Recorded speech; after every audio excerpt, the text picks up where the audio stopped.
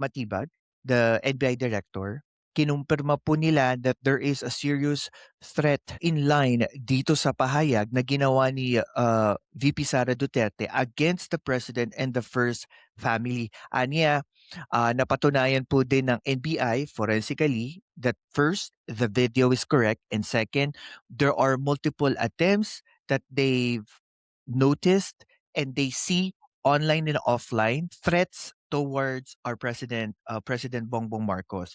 Bakit sabi ko nga why I am so into this subject?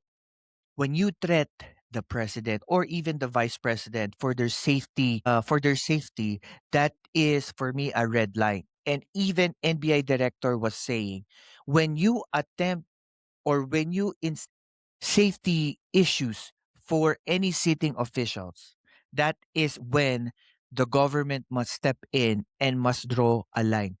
Kasi kapag pinapangarap mo na may mangyaring hindi maganda sa isang tao, especially sa politiko na hindi mo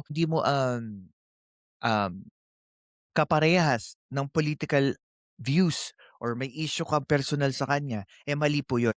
There are a lot of people out there na iba po ang pag-iisip, na may sira sa pag-iisip, na may criminal mind, that they'll take it seriously.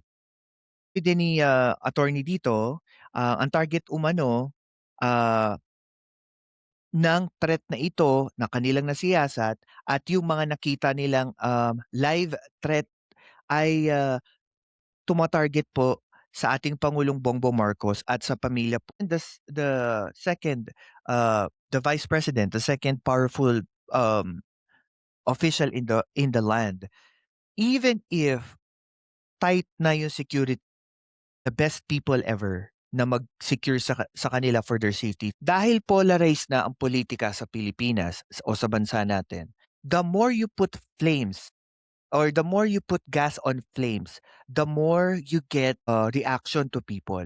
And the more people react on this, the more risk that this attempt, that these people, eto mga influencers na to on social media or yung mga improper, unethical post that conveys inciting harm to somebody, even politicians, and I would say even what Vice President Duterte did on that video, you are putting gas on a fire na maaring magamit ito by people that has the same thinking like the person talking.